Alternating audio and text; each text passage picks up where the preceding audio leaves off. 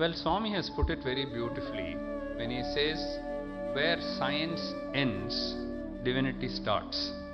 So whatever we think we know of physics or chemistry or astronomy or mathematics or biology or whatever aspect of science, mathematics or whatever we think is science, the end of that, when everything is over, is where he starts.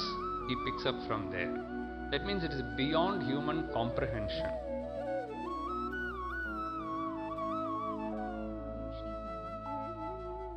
Humble pranams at the divine lotus feet of our beloved Swami. Dear Sai brothers and sisters, a very warm welcome to everyone present here today. Last month, many of us had gathered together for the national retreat titled Eternal SAI, reflecting, reconnecting and realigning with Swami's message. And today, as a beautiful continuation of that journey, we are blessed to welcome a speaker whose life has been profoundly shaped by Swami's grace, Dr. V.Mohan. Dr. Mohan will be speaking to us on the topic, Swami's grace is eternal. To speak of one's guru is not a task, but a sacred duty. I am neither the most senior nor the most accomplished of his students, but I speak with deep gratitude, for I truly believe that Swami sent me to Dr. Mohan at a time when I needed a guru. A globally respected leader in diabetes care and research, Dr. Mohan is the chairman of Dr. Mohan's Diabetes Specialty Center, a network of 50 branches across 8 Indian states, serving nearly 700,000 people with diabetes, making it the largest of its kind in the world. He also heads the Madras Diabetes Research Foundation, MDRF, the largest standalone diabetes research institute in Asia, and an ICMR collaborating center of excellence recognized by the International Diabetes Federation. A passionate researcher from his medical student days, Dr. Mohan has published more than 1,800 peer-reviewed papers with over 240,000 citations and a H-index of 167. All these are world records and highest by a practicing doctor. He has received more than 230 awards, including 2 of the most prestigious from the American Diabetes Association, the Harold Rifkin and the Kelly West Award, making him the first Indian to receive either. Just this past Thursday, the announcement came in that he will be conferred the first ever European Association for the Study of Diabetes, EASD, Global Diabetes Impact Prize. He will be the first scientist in the world to receive this award. It's a great honor, not just for him, but for India as well. He was also awarded the Padma Shri, the 4th highest civilian honor conferred by the Government of India in the year 2012. And yet, among all these accolades, the one Dr. Mohan holds very close to his heart is the Sri Sathya Sai Dhanvantri Seva Award, presented by the Sri Sathya Sai Seva Organizations India, because it connects his life's work directly to Swami's mission. Dr. Mohan currently serves on the Board of Trustees of the Sri Sathya Sai Central Trust and the Executive Committee of the Sri Sathya Sai Global Council. Through his hospitals and free clinics, Dr. Mohan provides lifelong care to underserved patients and has conducted more than 3,000 free diabetes camps, many in collaboration with the Sai organization. What stands out most about Dr. Mohan is how seamlessly his devotion flows through his life and work. When I first met him in the year 2012, exactly a year after Swami's Mahasamadhi, during my PhD interview, I had meant to greet him with Sai Ram, but had forgotten. But to my surprise, towards the end of my interview, Dr. Mohan looked at me and he said, "Sai Ram, why don't you start on a Thursday?" And since then, I have seen how sincerely he speaks about Swami, even when he's in meetings with other scientists and doctors from across the world. Every floor of Dr. Mohan's hospital and research institute carries a picture of Swami, not just as a symbol, but as a gentle reminder of who guides the work. Even the act of submitting a paper to a journal on a Thursday is for him an offering to Swami. What has stayed with me the most is his unwavering commitment to his personal sadhana. He never misses his daily chanting of the Sri Sathya Sai Ashtotram and doing Aarti for Swami, whether he's at home in Chennai or traveling in the airport, in the lounge, or mid-flight. Dr. Mohan showed me that your daily sadhana is not about convenience, it is about your commitment. And that one lesson has stayed with me beyond any academic milestone. Dr. Mohan has also written 2 books on Swami, Sathya Sai Baba Lives On and Eternal Divine Grace, reflecting his love and gratitude for Swami's presence that continues to guide him. Today, we are blessed to hear from not just a doctor or a scientist, but someone who has devoted his life to Swami through his work. Dear Sai brothers and sisters, please join me in warmly welcoming Dr. V.Mohan.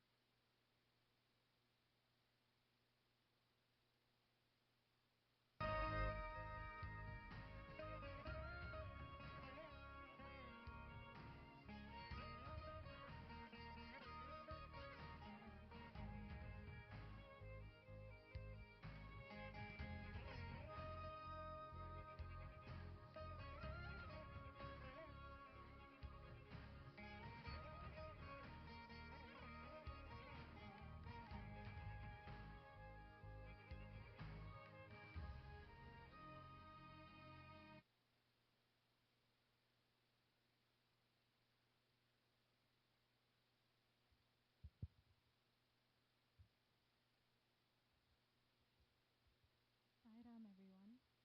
Before we begin with Dr. Mohan, just wanted to let you know that we'll be passing cue cards around, just so people can take down some notes and some potential questions that they want to note during the Q&A. Sai Ram.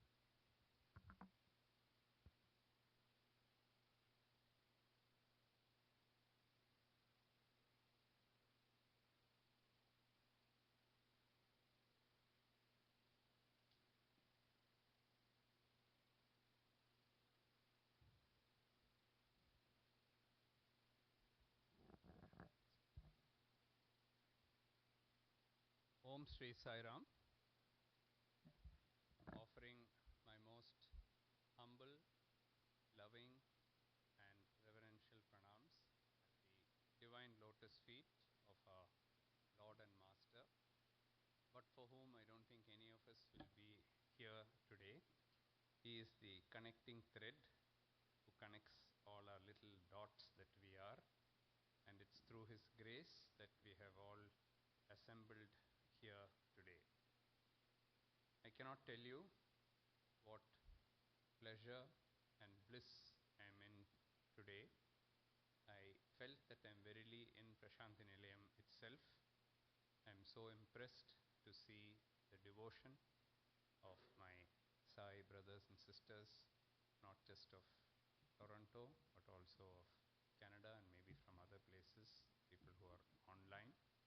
So my loving Sai Ram to all of you.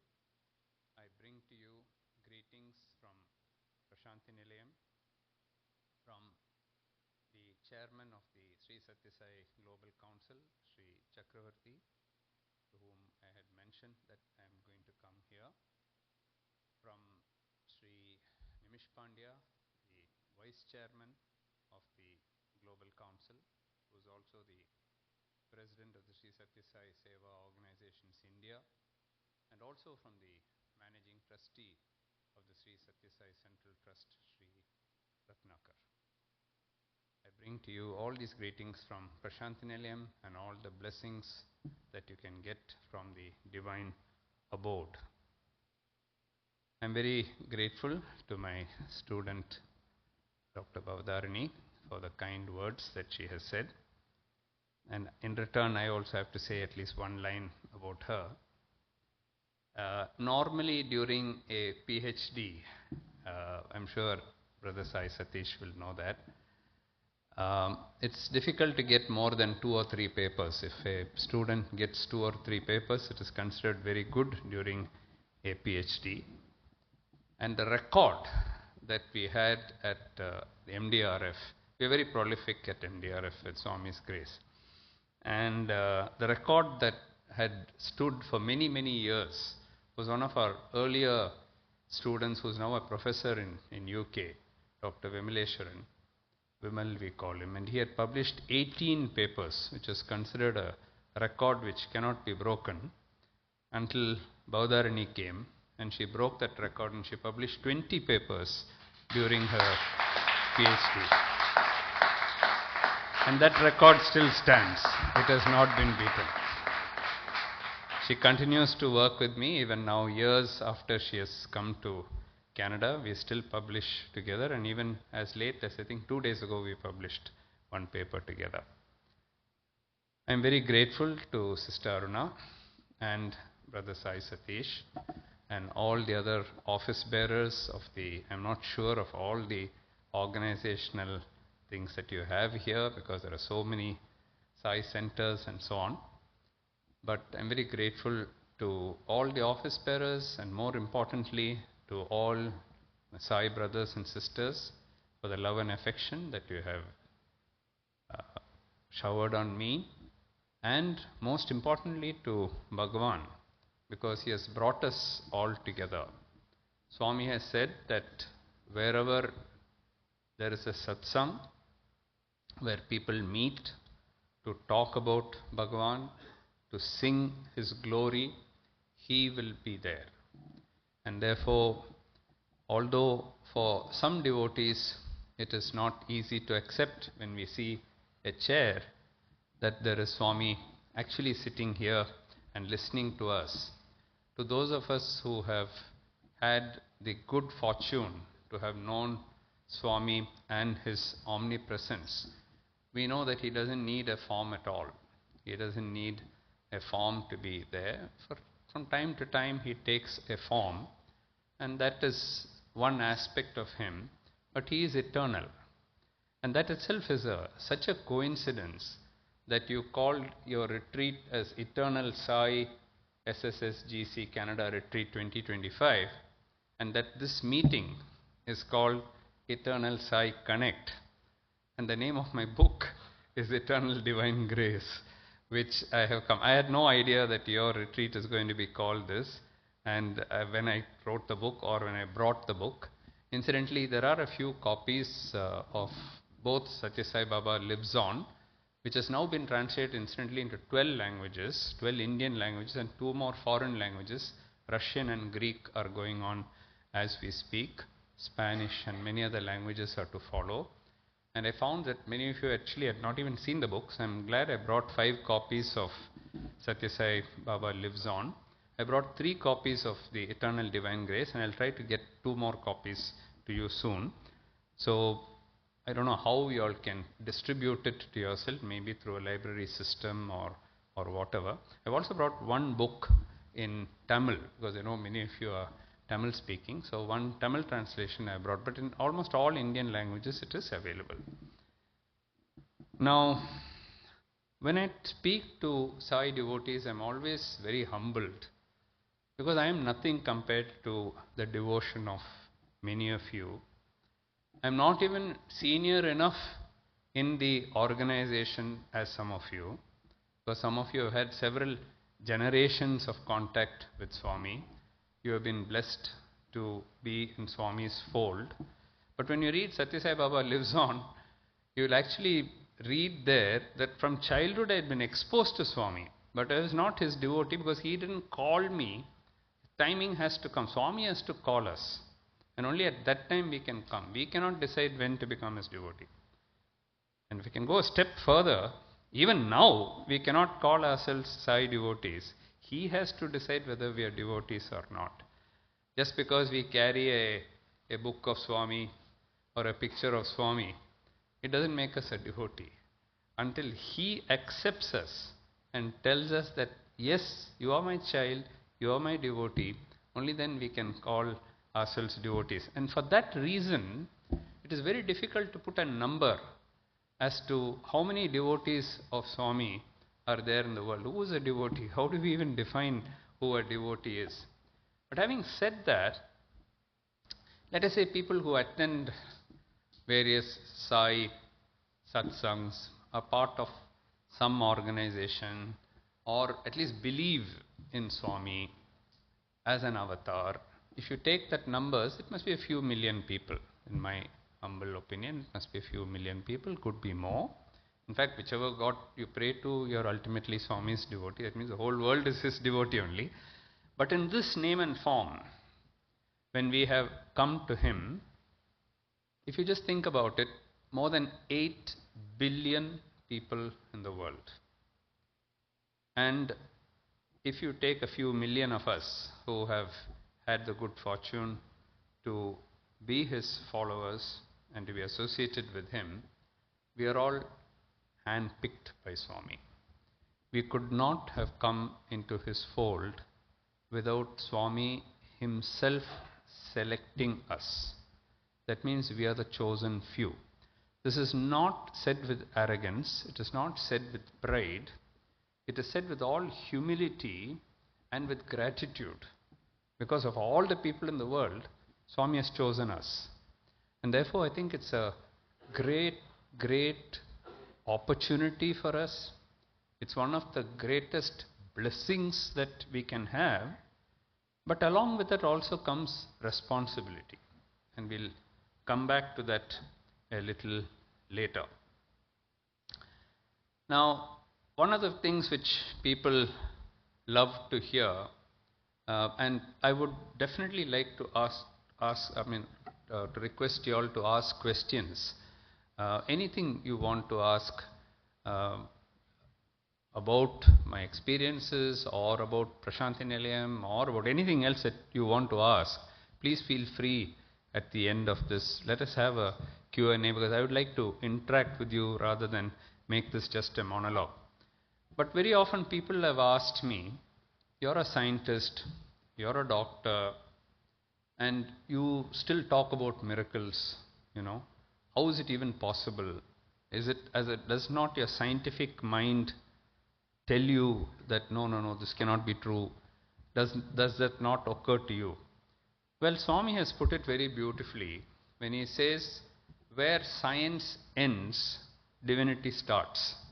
So whatever we think we know of physics or chemistry or astronomy or mathematics or biology or whatever aspect of science, mathematics or whatever we think is science, the end of that, when everything is over, is where he starts. He picks up from there.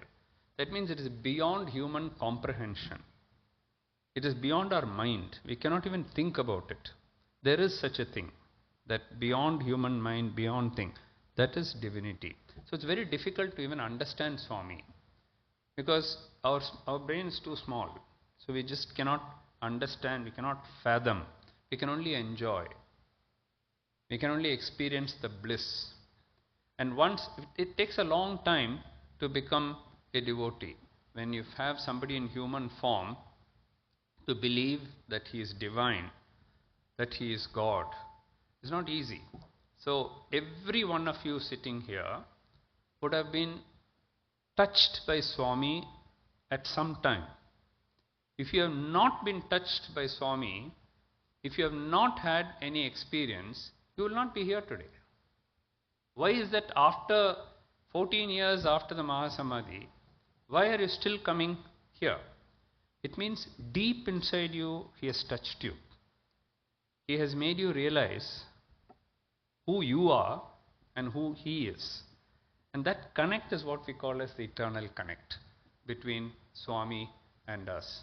And therefore, the first thing that we have to do is to thank him every single day, because that connect should go on eternally. Not only in our lifetime, but in our progeny, if we have a next generation and a next generation and a next generation, it should go on and on, because his glory is limitless. It's like the sea, like the ocean. You take a few buckets of water from the ocean and you think you've cleared the ocean. Little do you know, you haven't even touched the ocean.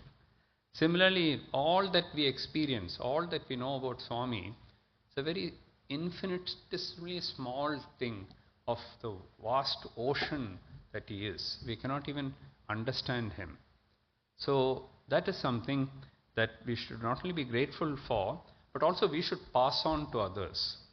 And it's in satsang such as this that we get to listen to each other. If it is not me who's standing here, but I picked any one of you and said, come and tell me your stories, we will be astounded to hear what all is happening. Because so many ways, so many people he has blessed with his infinite love, that sitting in Prashanthi Nilayam years ago when I was not a trustee or anything, that was the best days I enjoyed. I'd be sitting every day with different people. Now I sit with the same people every day. Now those days I used to sit with different people every day. So sitting before Swami comes, I'll ask him, why are you here? What happened to you? And then they'll tell me a story which will shake me completely. Then evening darshan, I'll come back with somebody else who will say, why are you here? What is your experience? Then he'll tell me another experience which will be completely, mind-boggling. So those are the days when I used to hear, then I used to realize everybody sitting in that Sai Kulwant hall has got stories to tell. And which is one of the reasons why I write these books. Because the first book, for example, Sathya Sai Baba lives on, is my own experiences. From the starting, from my childhood, until I became a trustee and got a little closer to Swami. The second book, Eternal Divine Grace, I wrote because among the thousands of emails which I got after the first book, one or two people wrote to me and said, you are special. You are Swami's pet. So all these things happen to you. It will not happen to people like us. And I said, okay, my second book, I'll write from other people's experience also. So half the book is my experience, half the book is others' experiences, which I listened to them. And some of them are much more mind-boggling than my own experiences. And I'm glad that I wrote that. And if Swami wills it, I'll write a third book, if you can share some of your experiences with me, because I'd like to be the simple transcriber of Swami's glory. And it's for such occasions that we meet. We are meeting here only to share each other, because it is these stories, it is these experiences which stay with us. If I was going to come here and talk high Vedanta to you, and talk to you about the Upanishads, you can read it at home. I don't have to come here and tell you. But these simple, life-touching stories that we hear is what stays with us. And that's what we remember. And that's what strengthens our faith. And therefore, in that context, I'll tell you one or two stories. You might have heard about them, you might have read about them, because I don't have every time new miracles to come up with. I'm wearing a ring. So let me talk about this ring. Okay, this ring was given by Swami. And so after Swami gave me this ring, in one of the interviews, he asked me, what do you want? So I told him, Swami, I want you to bless this ring. Why? He asked me. Why you want me to bless this ring? Then I told him, Swami, I'm a doctor. I treat, but you cure. So I give the same medicine to people, and some respond, some don't respond. Sometimes I do my best for them. All my medical knowledge I use, and the patient is not improving. At that time, Swami, I want you to take over the treatment, because you can cure the patient, not me. I can only give the treatment. I cannot cure the patient. Then he said, what do you want me to do? I said, no, I just want you to bless this ring, because I will then use this ring for treatment. So he took his right hand, put it on the ring, kept it there for quite some time, blessed it, and he said, now the ring is blessed, and use it for good purposes, he said. I said, Swami, I'll definitely use it only for good purposes. So I started using it like that in my treatment. Whenever I'll treat patients, sometimes they respond and then that's fine. Sometimes they get stuck and they don't know what to do. So there was this Muslim patient, you might have heard the story, I've said it several times, but it's worth saying, it was very dramatic and that's why I want to say it again. So he had great faith in my treatment and he came. He was a Muslim leader of a particular community in Chennai. So he came, he had a surgery done. And after the surgery, he had intense pain. And the pain, the first day after the surgery, he didn't sleep at all. So he suffered and suffered. Next day, I was out somewhere. I got a call from the hospital. This man is shouting, he's asking for you, so please come immediately. So I dropped whatever I was doing and went rushing to my hospital. Then he just caught hold of my hand and he said, Doctor, I trusted you and I came. And now, I'm suffering with pain. Whole of last night I have not slept. And now tonight has come. I'm just wondering what I'll do tonight. Something you have to do. You have to relieve my pain. So I tried reasoning with him. I said, see, I've given you the medicines. The most powerful medicines that I know of, I have given you. More than that, I don't have anything to give. I'll give it today also, to you. After 1 or 2 days, the pain will subside. Please bear with me until, no, I cannot bear with you. I have full trust in you and you will have to relieve me of my pain. Now what do? I've given him the same medicines the previous night and it has not worked. I don't have any new medicine to give him. So what do? I remembered the ring. So I told him, close your eyes. So he closed his eyes. So I took the ring, put it on his head like that. He's sitting with his eyes closed. I just put the ring on his head and I said, Swami, you take over. I don't know how to treat this man. Please relieve him of his pain. He's suffering. He needs your grace. So please relieve him of his pain. Only you can do it. I said all this mentally. In about 30 seconds, I finished that. Quickly walked out of the room before the man asked me anything else. You will be all right, I said, and just walked out.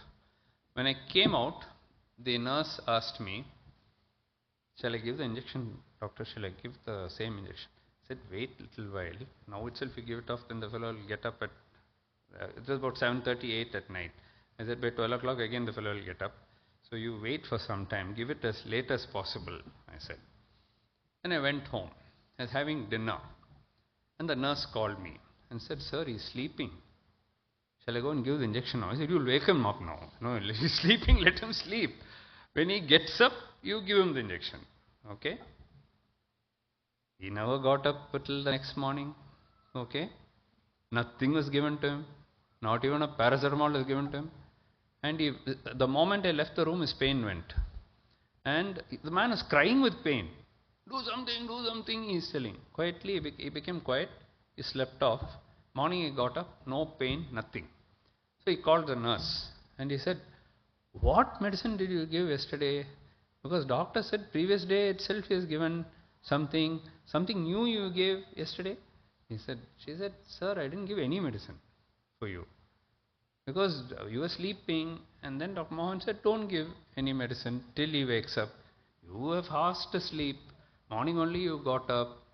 But my pain is gone. He said, I don't know, sir, but I have not given you any injection. Nothing. No tablet, no injection, nothing I gave you. He said.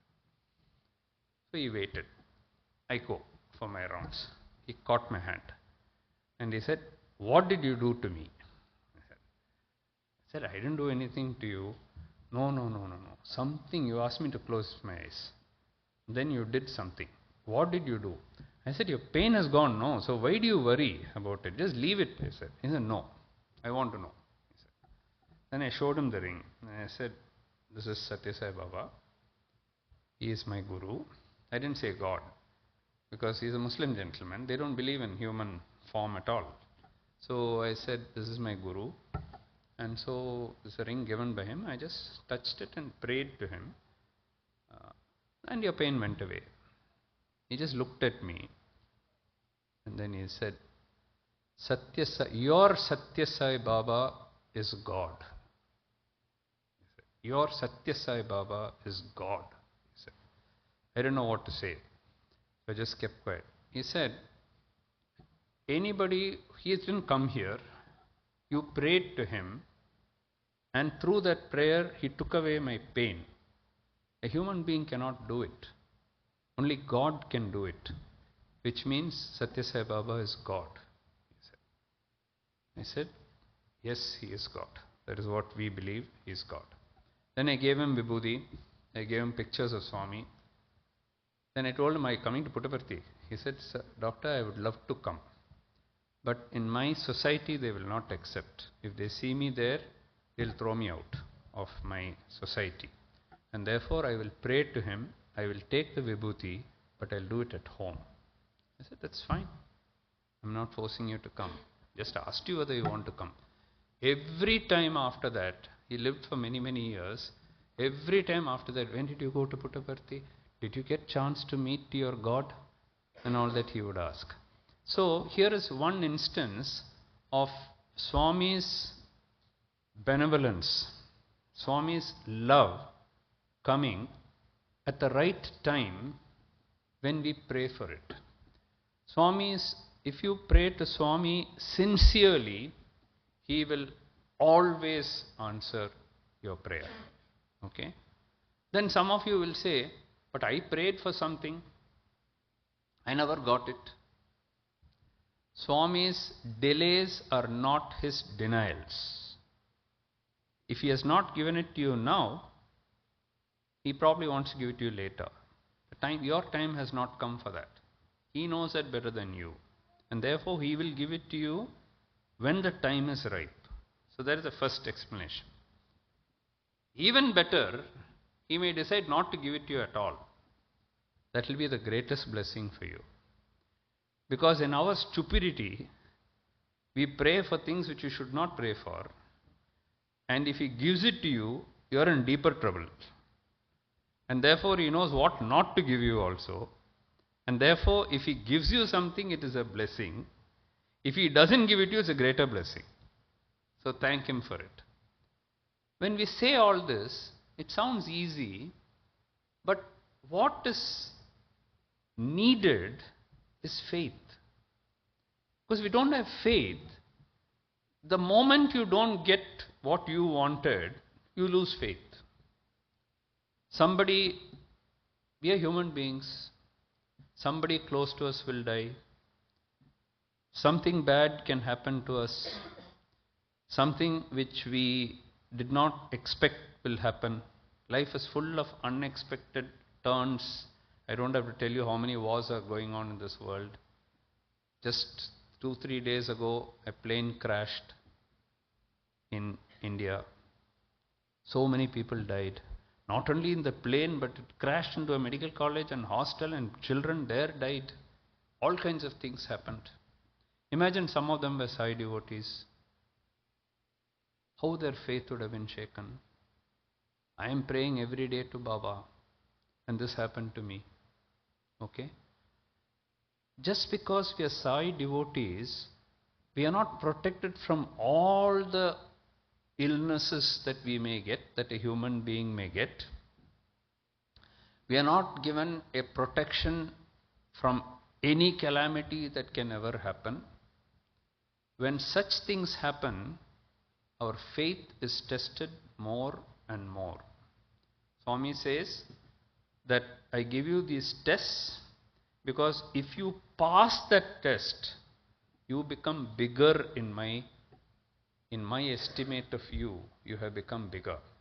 I have known people who have been ardent devotees, not necessarily of just Bhagawan Sathya Sai Baba's form, but in whichever form that they were praying, and they became atheists after that, saying that there is no God. Okay? That is a fear that we should all have.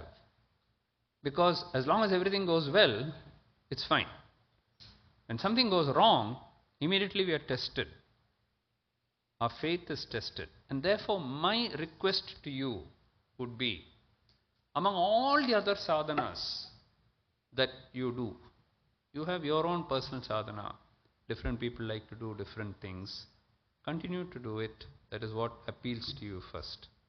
And therefore you do that. But add one more prayer. Add one more prayer to that. It's gone. Let's come back. It's fine. Dearest Swami, never ever reduce my faith in you. Never ever reduce my faith in you. But on the other hand, I'm not being greedy. I'm only asking for every single day increase my faith in you by 1%. That's all I'm asking. I'm not being greedy. Every single day increase my faith by 1%. That's all I'm asking. Swami will grant it to you. Which means in a year, your faith has increased by 365%. In 10 years, it has increased 3,650 times. Okay? So every day, let us pray that 1% more, 1% more, 1% more. If you keep praying for that, then nothing in the world can shake you. Because Swami is there for everything. If you have a good thing that happened in your life, go to Swami. Because it is through him that it has happened. If a bad thing has happened to you, go to Swami. Again. Because he will give you the strength to get over that. If you devote everything that you have in your life, including your life, to Swami, then why are you scared? If I was one of those who died in that air crash, so be it. That's what he willed. It's okay. He wanted me, he took me. He has given me a limited period on this, and that's how he wanted me to go. That's fine. That's okay. Okay? It's difficult as human beings to accept this, but if you have deep enough faith in Swami, then he will give you that strength. And you will see that strength come. And that's a superhuman strength. It is not an ordinary strength. It's a very powerful superhuman strength. And that comes through faith. Nothing can shake you after that. Because Swami is there for everything. He is there to guide us. He is there to lead us. He'll be by your side. When I travel in the world everywhere, I see Swami everywhere. It's a blessing he has given me. Any part of the world. I can go to the remotest corner of the world, he will be there. In some form or the other, he'll be there. And my books talk about it. That's a blessing. I'm sure to all of you, it's not just that because he likes me more or something like that, or I am blessed or nothing like that. I want to see Swami everywhere, he'll come to me. Everywhere he'll come. If you have that faith, then everything will happen to you. Let me tell you one more story, because stories are interesting. So in practice, and I'll talk about medical things, because that will be the rest of the things you'll be reading. So medical things, let me talk about. One more story only. So I had a couple, middle-aged couple. They were coming to me, and I often go beyond the call of my duty. When patient comes to me, I just don't say, what's your sugar, what's the thing, okay, take a little more insulin, take a little more tablet, go. I go a little bit more. I try to look at their face, something worrying them, so something you can help, some little thing beyond the medicine, can we go? So this person, he came, sugars under control, everything was fine, but he was not happy. I could see that he was unhappy. So I said, what's troubling you, sir? Oh, nothing. I said, no, tell me. If I can share your grief or whatever, it may be good to get it off your chest, so just tell me. No, we have our daughter lives in Melbourne, and we have a grandson.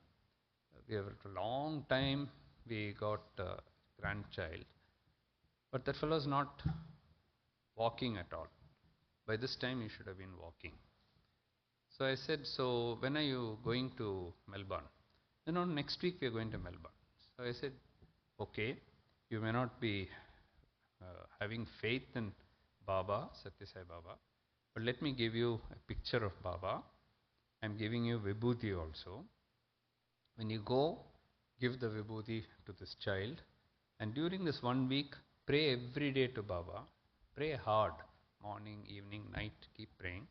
Then you take the Vibhuti and give it to the child. Let's see. Just try that and see. You tried medical things around. No, you just try this. So they go there, and then after about a month or so, man came back, and he came and then he fell at my feet. So I said, "What's happening? What's happening?" He said, "No. The moment we gave the vibhuti to that child, the child started walking. Now he is walking, running about and all that. It's a miracle. We all become devotees of Baba after this. It's a sheer miracle. Nothing else to describe. This is a miracle." So I said, "I'm very happy. You prayed hard. Your prayers have come true. I have nothing to do with it. I was only an instrument. Swami made me think and ask you. He only did that. It's his drama which he has enacted through me. So be grateful for his grace." Next month, after 2 months, he came back. Then again he was a little sad.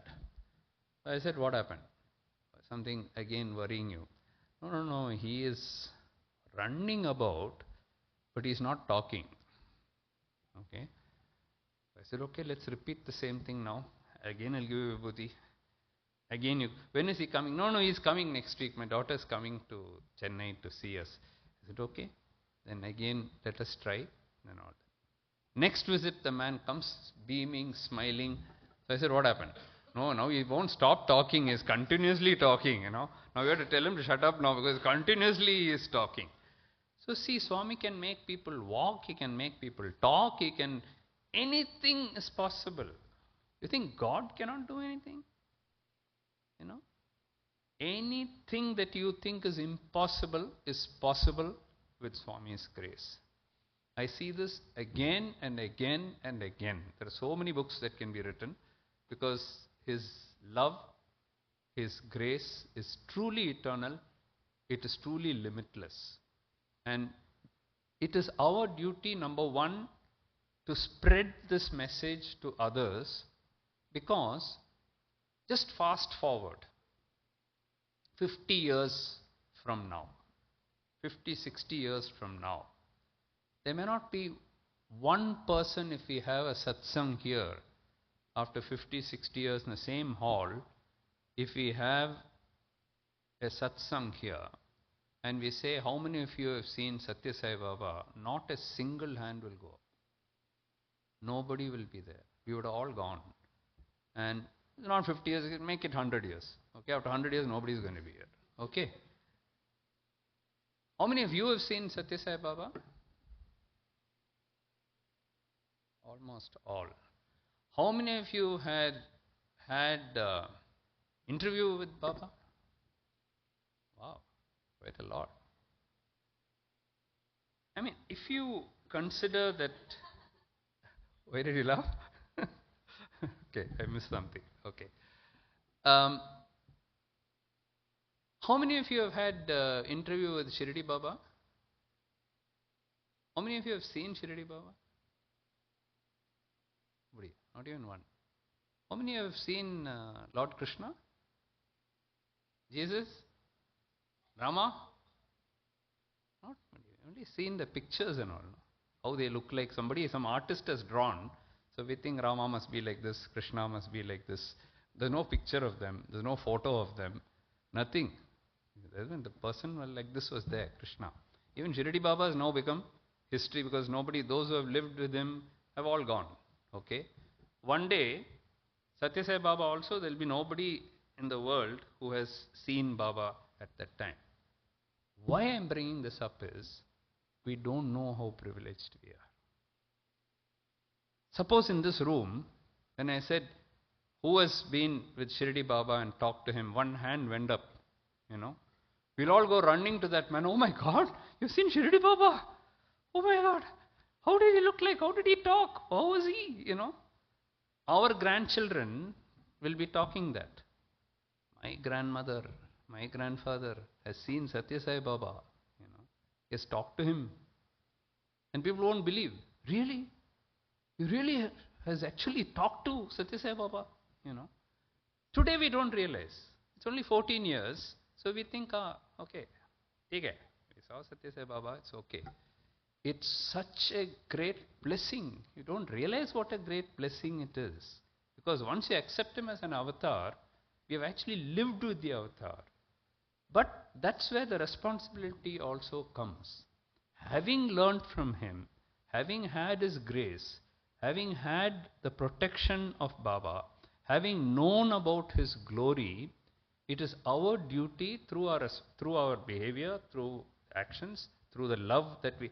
And the 8 words are enough. Love all, serve all, help ever, hurt ever. We don't have to keep on learning all abstract things. We simply practice that. Love all, serve all, help ever, hurt never. Those 8 words, if we try to spread to our brothers and sisters that we meet in daily life, that is Swami's message.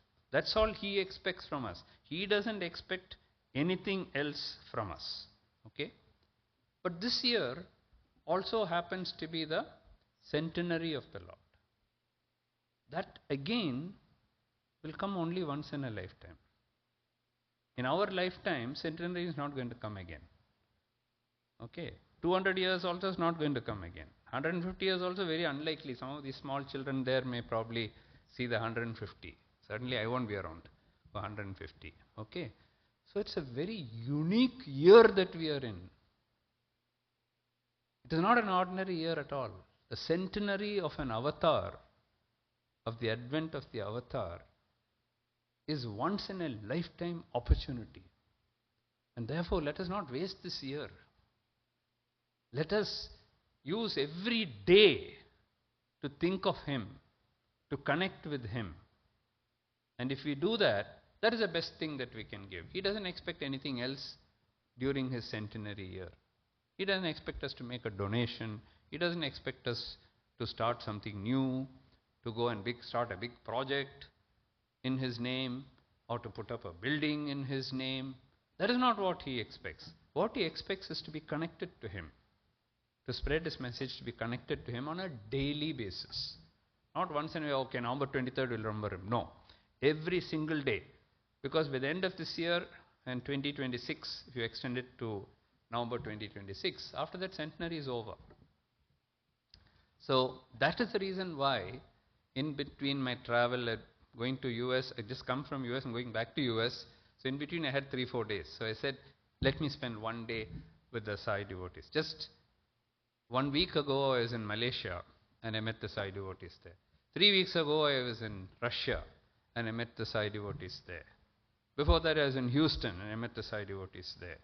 So every place I go to, if there is an opportunity to meet you all, because that is one connect that you can have through Prashanthi Nilayam, somebody coming from India. So let me ask you another question. How many of you have gone to, of course I know that just in December a large group has gone, so probably I'm asking the wrong group. But how many of you have not gone to Prashanthi Nilayam after the Mahasamadhi? Be honest. 1 person. 2 have not gone.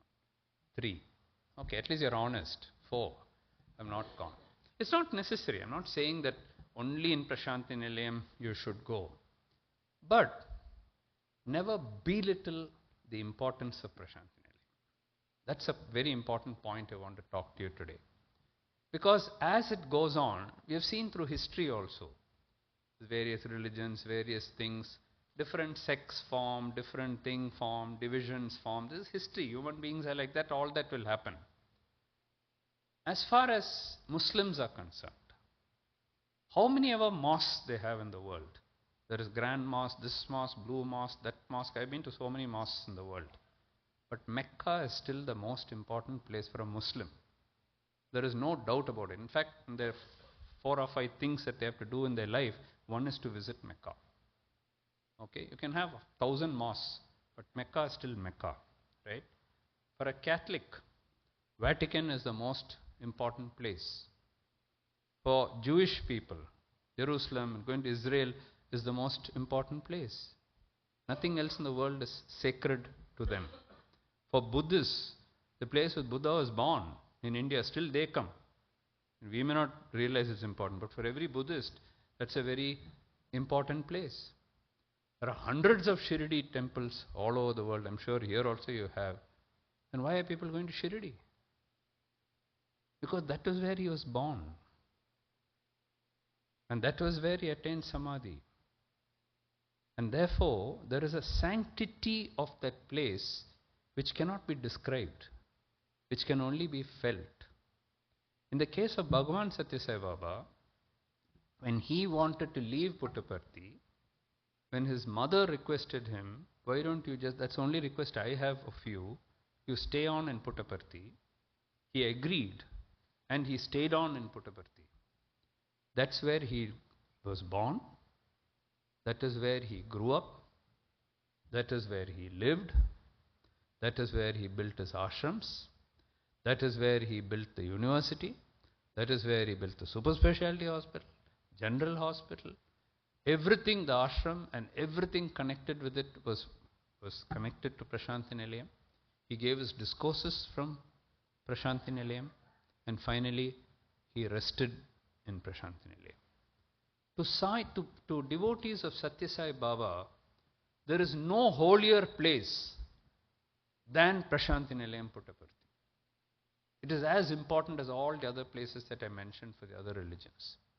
There may be hundreds of branches, including Whitefield, I've heard people say, oh, Sundaram, so many miracles. If you read my book, there are 20 miracles happened in Sundaram. Oh, Sundaram is very great. It is great. Swami is there. We feel his presence there. But it's not Prashanthi Nilayam. Prashanthi Nilayam is Prashanthi Nilayam. Okay? I connect to Prashanthi Nilayam every single day. Every single day I connect to Prashanthi Nilayam. In the morning, I meditate, and in my meditation, I go to every single spot in Prashanthi Nilayam that I can think of. And that's my connection with Prashanthi. 365 days I am connected to Prashanthi Nilayam. So when I go there, it's nothing like new. Even if I've gone after 3 months or 2 months or whatever, every day I am there, inside the mandir, outside, in Sai Kulwant Hall, every place there in Prashanthi Nilayam, I spend 5 to 10 minutes only thinking and connecting deeply with Prashanthi Nilayam. So if you're not able to go, I know it's not easy from Toronto to go there, it's not easy. You can connect virtually. Today is a virtual world. So virtually you connect to Prashanthi Nilayam every single day. So Swami is resting there. That's not a resting place. That is not a samadhi. It's a living samadhi. Why? Because Shirdi Baba has said that, no? Shirdi Baba has said that from my bones I will bless you, from my tomb I will bless you. Swami has not said it in so many words. But if you read my second book, Eternal Divine Grace, I picked up the 40 assurances given. Many of you may be knowing it. I'm not going to read all those 40 assurances. But these 40 assurances were compiled by Professor Anil Kumar. So before Anil Kumar passed on, I took his permission. I said, I've seen this somewhere. Will you allow me? I've not seen it in any book or anything. Will you permit me to publish this in my book? And he said, yes, go ahead. I said, can you write a few lines about it? He said, no, I can't type. I had become quite sick by the time. He said, but you use it. So I put a photograph of him and Swami in that book and printed the 40 assurances. So those 40 assurances you can read. Because 11 assurances given by Shirdi Baba, everybody knows. But these 40 assurances given by Bhagavan Sathya Sai Baba, very few people know. Even I didn't know till I read them. So I said, okay, let me put into one book. Somewhere it will come. People can see it. But Swami's promises, which he has given, again you may know that. But when you have a satsang, it is important to remind ourselves. And it is so powerful. It is so powerful that every word of it is pregnant with meaning, pregnant with his power. So I'm going to read the promises which Swami has given. You know about the promises? You don't know? Then you must definitely know about it. I'm going to talk about it. So Swami's promises, so powerful that's giving me chills even when I read it. I give you this assurance today that stands true until the very end. What is the very end? Eternal. Eternal SAI. Okay? I give you this assurance today that stands true until the very end. I am always there, whether you know it or not. I am always there, whether you know it or not. I shall do the needful in a timely manner, whether you believe it or not. You need not believe it, but I will do it for you. I shall do the needful in a timely manner, whether you believe it or not. I shall always protect you in times of despair, whether you can see it or not. I shall always protect you in time of despair, whether you can see it or not. I shall always carry you in times of weakness, whether you let me or not. Even if you don't let me, I am going to do it, he says. Okay? I shall always carry you in times of weakness, whether you let me or not.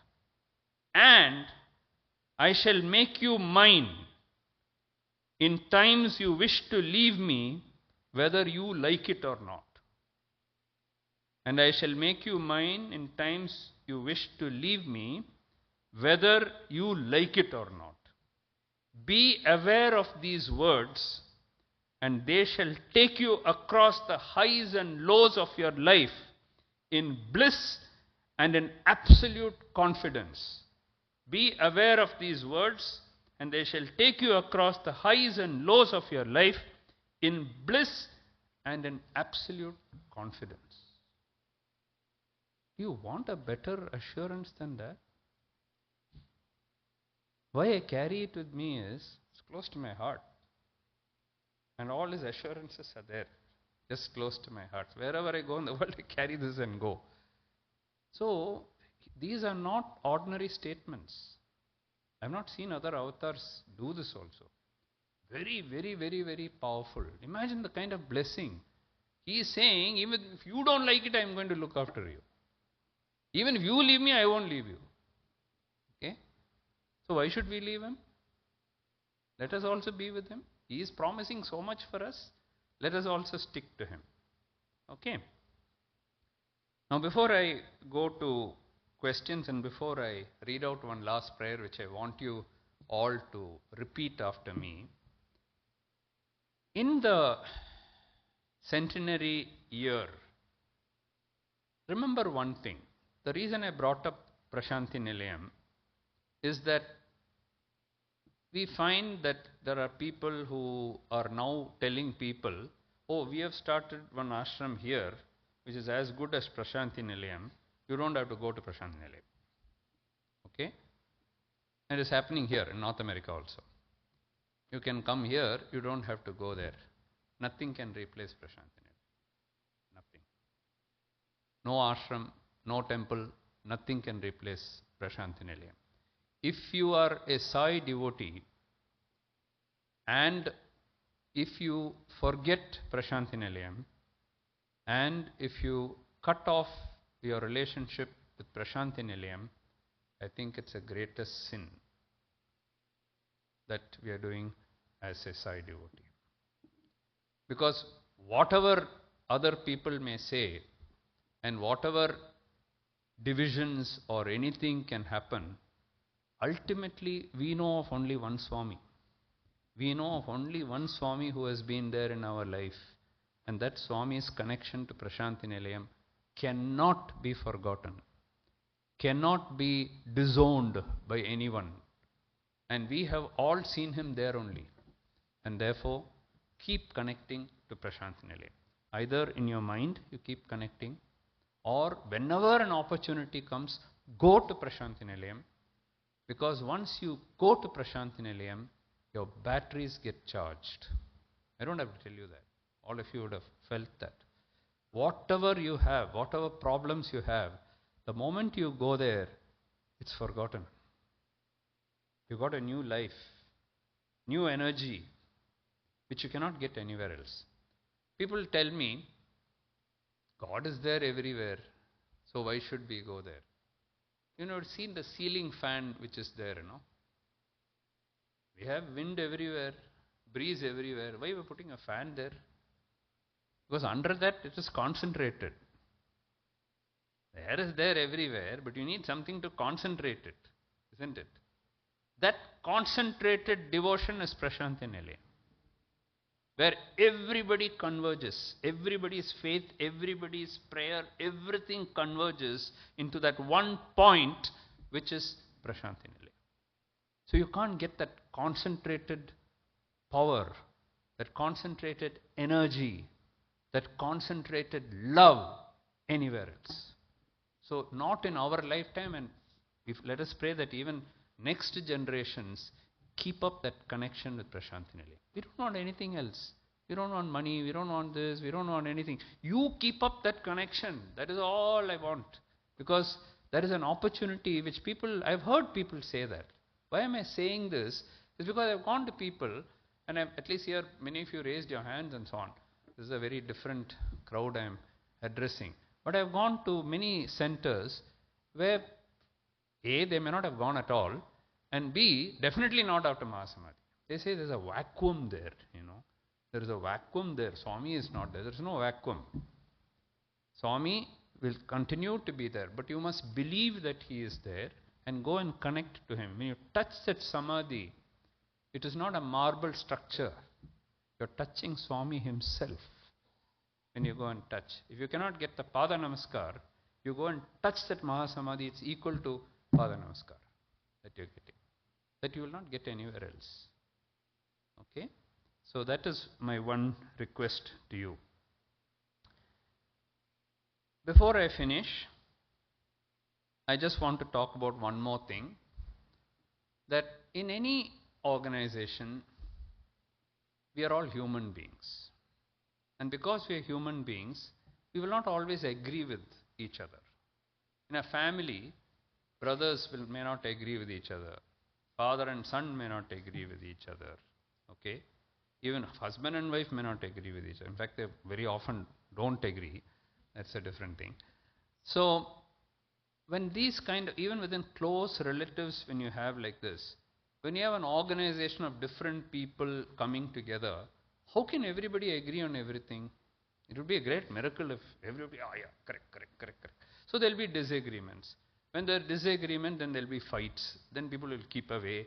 This is all human behavior. And it's natural. If you're a human being, you don't disagree. When I see Sai Satish, I may not like something that he's doing. He may not like something which I am doing. He may not even like what I'm saying now. All that is possible. But we are all doing this in this organization, not for ourselves. We are doing it for Bhagawan.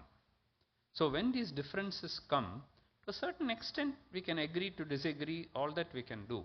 Ultimately, don't forget that it is Bhagawan who is more important than all of us. Not our egos.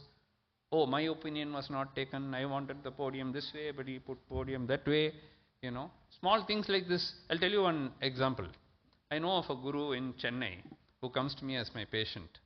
So he was telling me that, couples fight for all kinds of things. I said, give me an example. So he said, toothpaste. So I said, what toothpaste? Couples fight over toothpaste. Yeah, they fight over toothpaste. In fact, they want to divorce itself on toothpaste. So I said, toothpaste itself leading to divorce. Tell me a story, I told him. He said, no, one couple came to me and said, we want divorce. So you tell us how to think. And then I asked him, what is the problem? He asked him, what's the problem? The wife is saying, toothpaste you have to press from the bottom. Okay. And that man presses from the top. Okay. So she says, I've been married to him for 10 years. He's still pressing from the top. At least from my side, can't he press from the bottom? And that fellow is telling, that is all I'm used to. So when I take a toothpaste, I press from the top. It's from my childhood habit. I'm not able to change it. No, but he must change it for me. No. If he loves me, he must change me. No, change it. No, how many times I told him? That means he doesn't care for me. He continues to press the toothpaste from the top. So he said, okay, for that don't get divorced and all that. I'll give you a very simple solution. Buy 2 toothpastes. You let him press from the top. You press from the bottom. And you have 2 separate toothpastes. So don't get divorced for that. There are other things you can get divorced for, but not for toothpaste. Don't get divorced. So what I'm saying is such a simple thing is enough for a toothpaste to end in a divorce. So when that is human nature. Ego. That lady cannot say why this guy is still pressing from top. So simple things like this are enough to upset us. When it comes to all that, think of the bigger picture. Think of what Swami would like. He won't like you because for him, unity leads to purity and purity leads to divinity. He has said that so many times. So if you really want divinity, we cannot be fighting with each other. So we have to have unity. So put Swami first, then all your simple divisions will go away and then you will get united. Okay? I want to spend some time asking you all what your opinion is and asking doubts from you all. So I'm going to ask you all to say a prayer.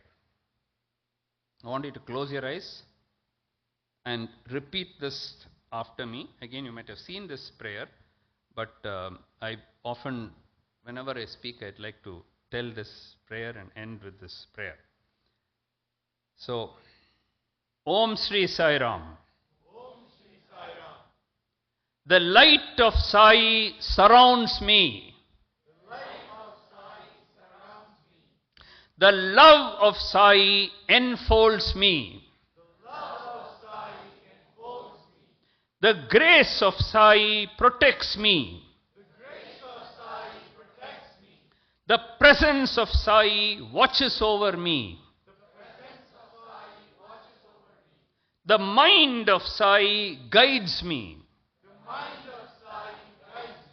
The life of Sai flows through me. The laws of Sai direct me. The power of Sai abides within me. The joy of Sai uplifts me. The strength of Sai renews me. The beauty of Sai inspires me. And the last one I wanted to tell 3 times. The formless Sai is within me. The formless Sai is within me. The formless Sai is within me. Jai Sai Ram.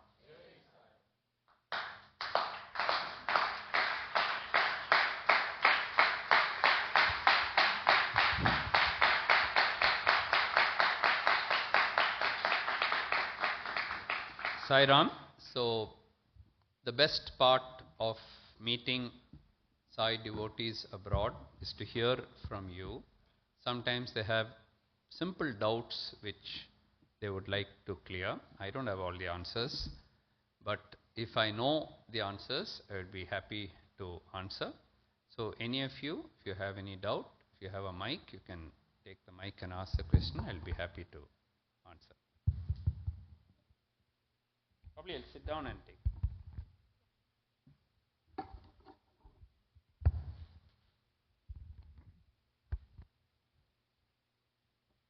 Sai Ram, everyone.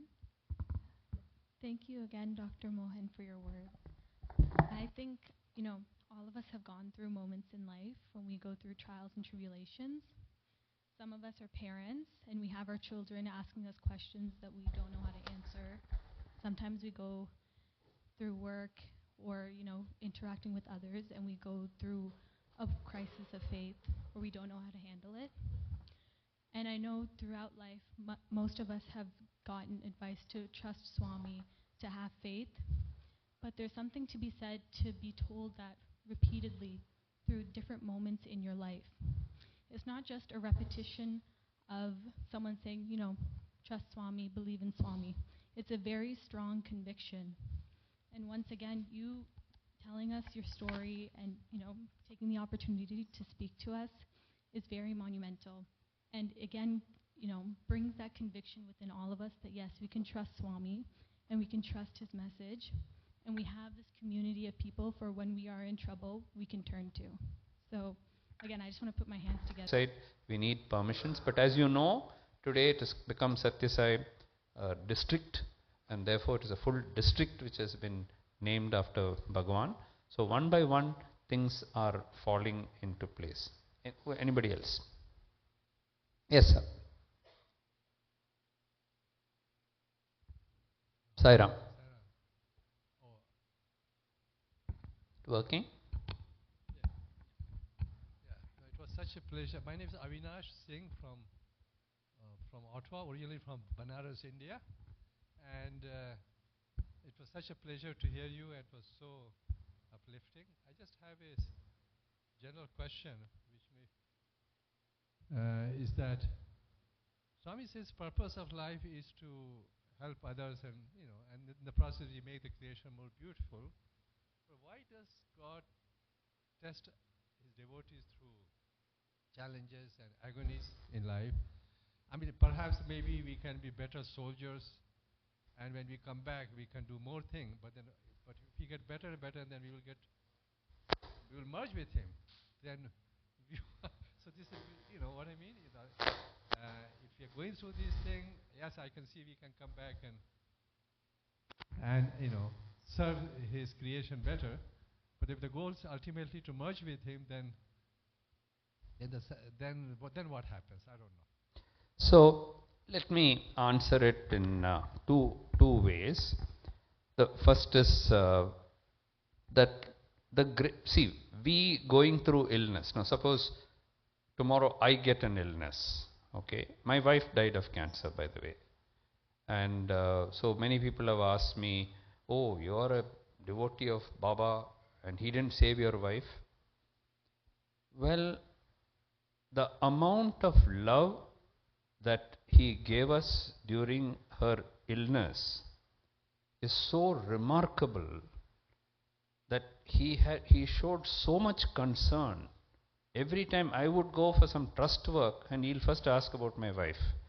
And so getting that from an avatar, I am not affected by that.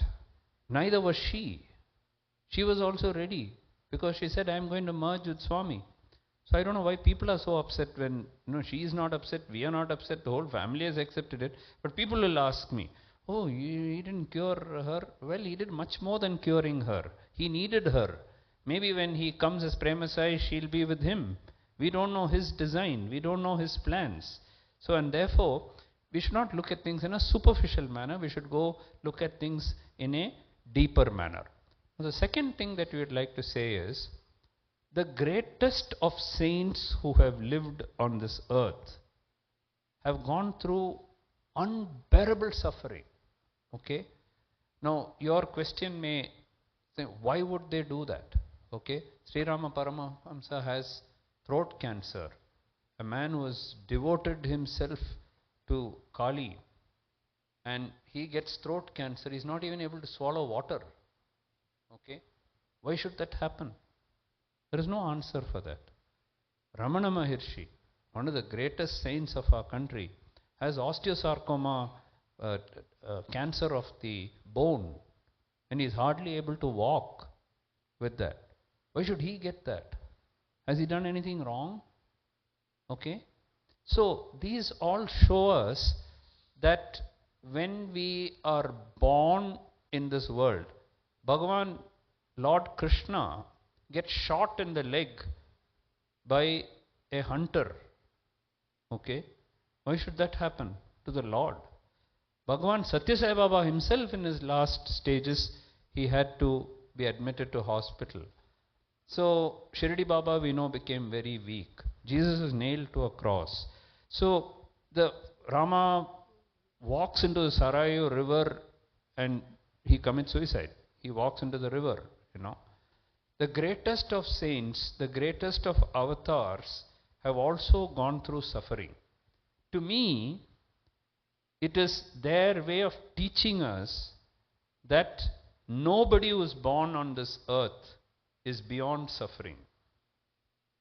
Suffering, pain is between two pleasures, and the pleasures interval between two pains. So life will be going up and down. You will get good things on one day, bad things on another day.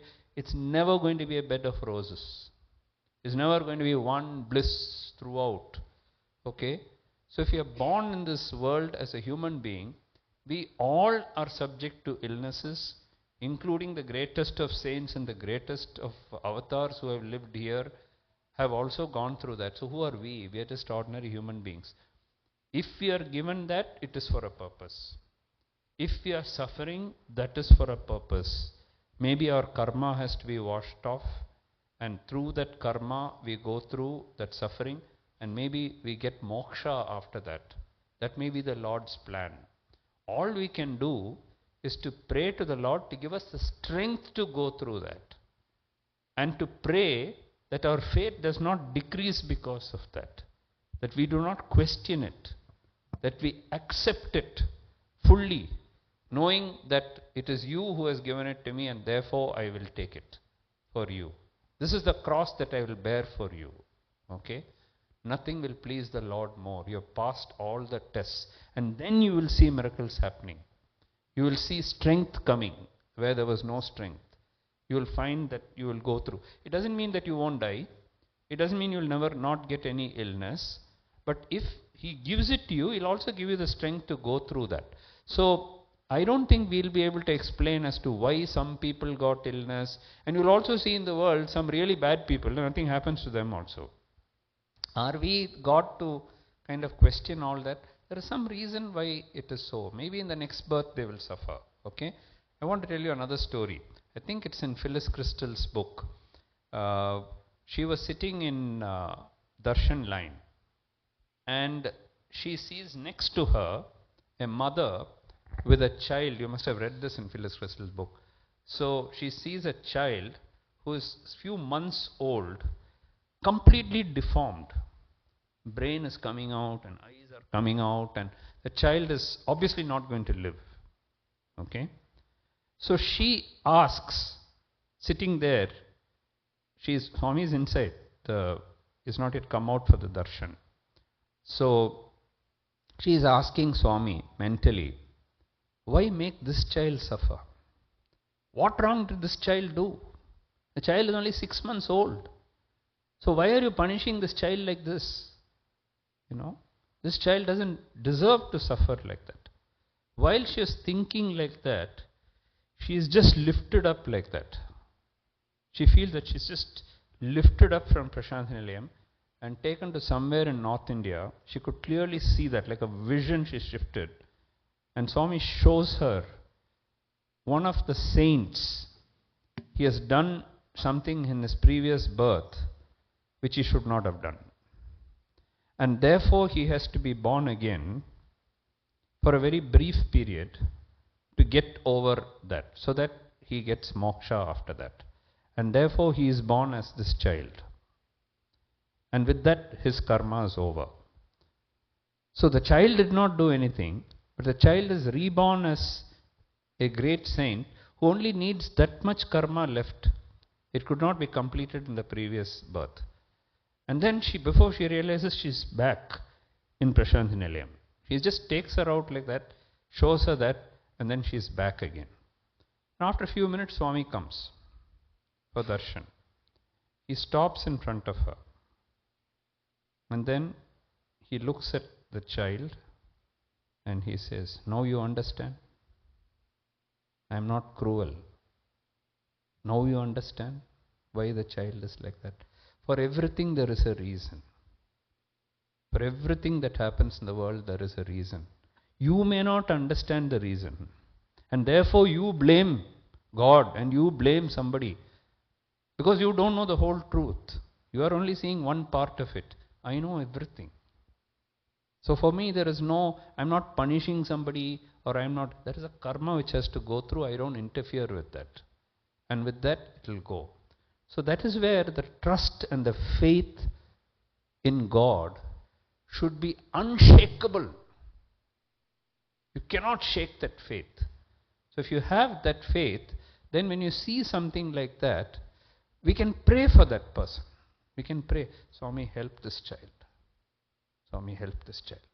Nothing prevents you from praying for the child. But don't question and say, why did you do this to the child? It's not for, did we create that child? We didn't create the child. So that is where the faith comes in, and that is where our humility comes in. That is where our sharanagati comes in, and that's where our total surrender comes. I don't know anything about this, Swami, but I feel sad by seeing this child. Please help this child, Swami. I am praying for this child. You know what best to do, but I am just praying for this child. That you can do. Okay? Next question.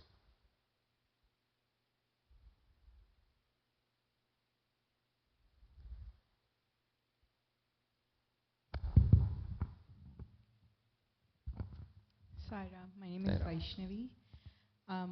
There's many fields in our world, right? There's medicine, there's aeronautics, like various different fields. What made you choose medicine? Why did I choose medicine? Oh, oh, I have another book, an autobiography. It's called Making Excellence a Habit. So my father was a diabetes specialist. I didn't want to be a doctor. I wanted to be a writer, and which explains why I've written so many research articles. I've also written 40 books. The 2 books on Swami are 2, but I've written 38 other books. So I wanted to be a writer all my life. But my father, who was a diabetes specialist, he was leaving the government hospital and he wanted to start and today is Father's Day, no? Is it still Father's Day here today? Yeah, Father's Day. So happy Father's Day to all of you. And to our father himself, happy Father's Day to Swami.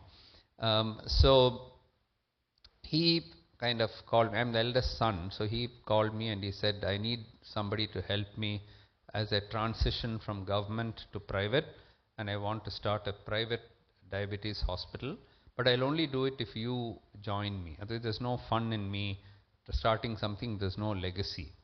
So I told him I wanted to be a writer and so on. Then he said, you be a scientific writer. Why don't you write scientific articles? Which explained why I write so many scientific articles. So I joined him when I was 18 years old as a first year medical student and started working on diabetes at the age of 18. So my anatomy, physiology, medicine, MBBS, all that came later, but diabetes I started working. So I finished 53 years now in the field of diabetes. Don't look that old, but I have actually completed. So that's why I didn't have a choice. I listened to my father because I felt when my father asked me, those days we used to listen to our parents. Okay. Any other question?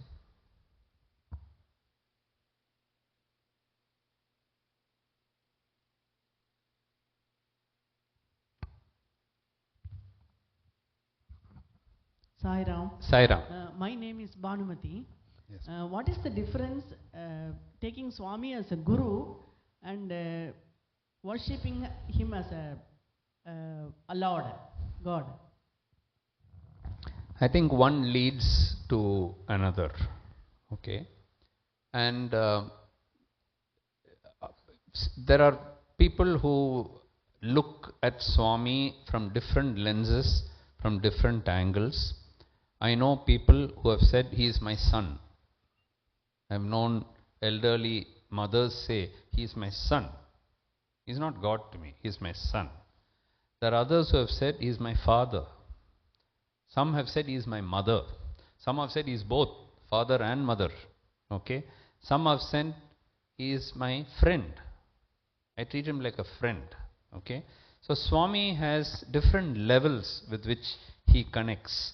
So it's up to us whether you want to call him a guru, or whether you want to call him as God, or a manifestation of God, avatar.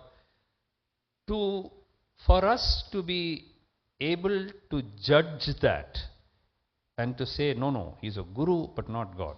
No, he's God but not guru. We have to be bigger than both. We have to be bigger than a guru and be bigger than God. We are neither. Okay. So these are all very abstract things. All we need is faith in him. You can treat him as guru, you can treat him as God, you can treat him as whatever you want. We are shaped by the incidents which happen in our own life. I was not a devotee of Bhagawan in this form till quite late, only at the age of 24. Yeah. When I was nearly 38 years old or so only, I came into Bhagavan's fold as a devotee. I wasted 38 years of my life. And then only then Swami called me. Okay. Now even after I became a devotee of Swami, my father-in-law was a big Ayyappa devotee. He was a guru. He used to take everybody to Sabarimalai. And I used to go. I've also gone 18 years to Sabarimalai. Okay. And sometimes we used to have doubts. It's there, one chapter in my Sathya Sai Baba Lives On is that. And I'll tell you that story, since many of you have not read the book. So I put Ayyappan mala and all, I put and black dress and all. Now I have to go to Sabrimala now. Okay, so we have to sing Ayappan songs also. But on Thursday we have to sing Sai Bhajans also. Okay. So one Thursday, when we were sitting there, the first week after I put the mala, I didn't know whether to end it with our Mangala Arti or with the Ayappan's prayer. So I was confused. I don't know what to do, sitting in the puja room. So in my puja room, that photograph is also there in my book. There's a big picture of Ayyappa. On the other side, there's a big picture of Guru Ayyappa. And in between, there is Sathya Sai Baba and Shirdi Baba. That's my puja room. Okay? And I'll tell you something else also which is there in my house now, which will be of interest to you. So I looked at, so time has come. Almost the last things are coming. Now we have to decide whether to end, how to end this thing. I didn't think about it till it started. So Thursday. So how to end it? So I just looked up at Ayyappa, the picture, and I said, how do you want me to end this? Should I end with Sai Bhajan, Sai, this one, Mangala Arti, or sing your thing and then end it? As I thought that, there was a flower kept for Ayyappa. Tuck, it fell, and on one side I have 2 silver padukas of Swami, and on the other side I have 2 silver padukas of Swami. Correctly, that flower came and fell on Swami's paduka. Okay? From the Ayyappa picture. So I said, okay, you have given the answer. I'll end with Sai Mangala Arti. So I ended it with Sai Mangala Arti. That is over. Next morning, early morning you get up, no? You have to have your bath and then sing. You are Ayyappa devotee, so you have to get up early morning. So I was sitting there. The flower on Guru Ayyappan is still there. Okay. So I look at him and then I'm asking Guru Ayyappa, yesterday he put the flower, you didn't put the flower, tuck, the flower fell. From the Guru Ayyappan picture, I'm just mentally talking to him. There's no air, there is no this thing, nothing. I said, yesterday he put the flower, your flower is still there, you have not put, I said. Tuck, the flower fell onto his second paduka, which was there. So in my book I have written, that day, Ayyappan has told me that he is Baba. Guru Ayyappan has told me he is Baba. That means the living God is there in Puttaparthi. Why should I go to Ayyappa and to Guru Ayyappa? So I stopped going. I stopped going to Sabrimala. I stopped. Not that I don't go to Guru Ayyappa. My family is going, I'll also go. But I stopped going to temples. Totally. Because for me the temple is Puttaparthi, where the living God is there. 2 gods have shown me that. Now if you tell me it fell because of some air came and something come around, I'm not believing it. To me, Ayyappa has shown me and to me, Guru Ayyappa has shown me. Just asking them and it has fallen. So nothing more for me. It's a life-changing thing. Finished. I stopped going to temples. When both of you have said that is Bhagawan, Sathya Sai Baba and you are same, and he is there, I'll come there. Because even if I go to the temple, I only say Sai Ram, Sai Ram. If at all I go to any temple, I say Sai Ram, Sai Ram, Sai Ram. For me, God, he is God. He is Ayyappa. He is Guru Ayyappa. He is Jesus. He is everything. He is Krishna. He is Rama. He is everything. He is Sathya Sai Baba. Finished. I have only one God to pray to. That is Sathya Sai Baba. I don't need anything else. Now if I tell all of you all to do that, that's not my right to say that. No. He has shown it to me. It's for me. What he has told you, you do.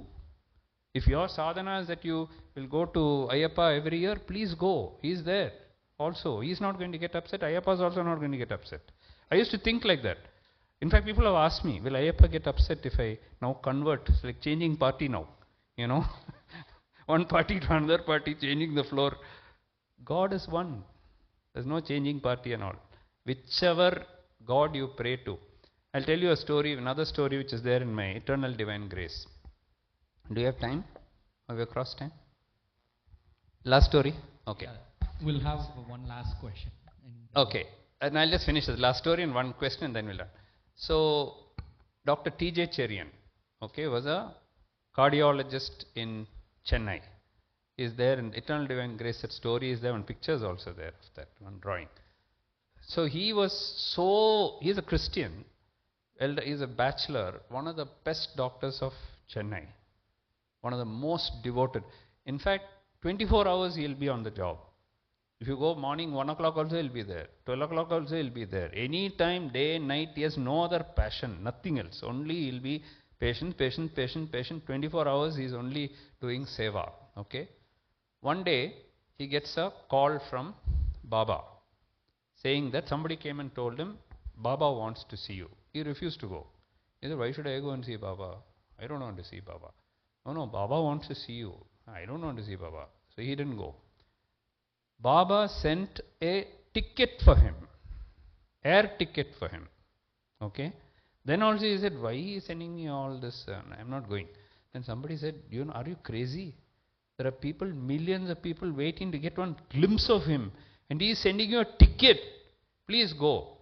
Then also he went. He thought, if I go and sit there, he won't recognize me among all the people who are sitting there. I'll just sit there once and then I'll go off. That's why he went there. He went and sat there. Straight Swami came and said, Dr. Cherian, come, I want to talk to you. So he took him inside the interview room. So Cherian is asking Swami, what do you want from me? What do you want from me? You sent ticket and all for me. What do you want from me? And Swami said, I don't want anything from you, but I want to give you something, And he says, you have a problem, you're going to leave Vijaya Hospital and you're worried whether you will get a job. You will get 2 jobs. Next week you will get one and the next week you will get another one. I didn't want you to get upset. So how do you know all this? I know everything, no? Because you pray to me every day. He said, you're joking. I don't pray to you. First time I'm seeing you. Then he said, don't you pray to Jesus every day? Is in your bedroom, isn't the thing, Jesus thing kept here? He described the entire bedroom and all that. He said, how do you know all this? He said, when you pray to Jesus, you're praying to me only. So every prayer of yours every day has been coming to me. What does it show? You don't have to pray to Swami in this form. You can pray in any form and ultimately it will go to him. So don't worry about which form. Oh, Muruga only is my God. So be it. Muruga is also Baba only. You pray to him. No problem. Whichever form. Or you want to play to 2 forms, do it. If that is what likes, he will show you which thing you should do. What your heart tells you to do, you do. But have faith. In whichever form you're believing in, have faith in that. That faith should not go. Yes, sir. Last question. Sir, I'm Shankar here. During this year's Aradhana Day, I was there in Parthi. I think the trust released a few trucks to go over all the parts of the country. Any feedback? Yatra, Patri Yatra. The Yatra, you're talking about the trucks. Yeah. The trucks went through all the regions. It's still going. Yeah, it's not over. So any feedback on the success of and how they are receiving Swami's messages and all the public? Yeah. So you're talking about the Rath Yatra. Okay. So I think 5 different Raths are going. North, south, east, west. They are crisscrossing the country. I don't know whether you're following the Yatra. It's there on the YouTube and SSIO India SSO. If you go to India organization, you can see all in the website and YouTube and everywhere it is there. Phenomenal is the response. And because from Chennai also we have sent one, I flagged off one, and so from different regions. So ultimately they'll all converge onto Prashanthi Nilayam on a given date. The date is also fixed. We'll all meet in Prashanthi Nilayam on a given day. Every place, every village that the Rath is going through, so much of devotion, so many things happening. Unbelievable is the response to the Rath Yatra. It is something unprecedented, which is we are seeing. And then we are able to see how in remote corners of the country where we don't think that Swami's message has reached, people are already there, they are all devotees, Swami has reached every home. So it's been a big revival of Swami's mission because Swami's messages are taught through the Rath Yatra. So there's been a phenomenal success, and you can see some of the pictures, and we get all the feedback on almost daily basis. It has been one of the best things that has been done. The other thing is that all the lingas, there is all the lingas of India, there are unification of that is going on in many different ways. We are reaching out through the centenary celebration, and only thing I can tell you is Swami's glory. During Shivaratri, the Rudram that it was chanted as a world record, as you know. We got the world record certificate from there. 13 lakh times I think it was chanted, and the Adi Rudra Mahayagna. So unprecedented levels of devotion and the message of Swami being spread. And it's all being done by him.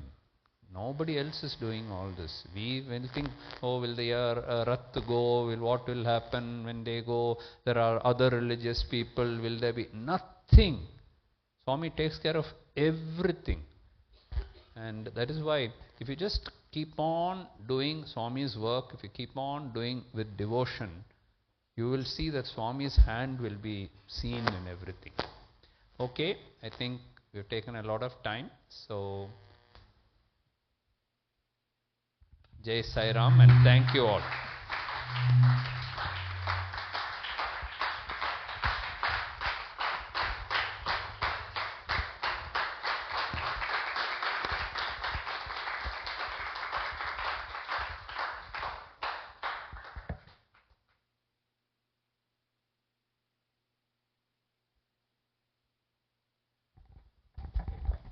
Sai Ram, sir. Thank you for such a wonderful talk. Thanks for sharing such good experiences. Obviously, coming from India, going through all the tours, and then, of course, joining us here to spend, this day with us. So thanks to you. Thanks to our Bhagawan for bringing you here and, sharing this experience.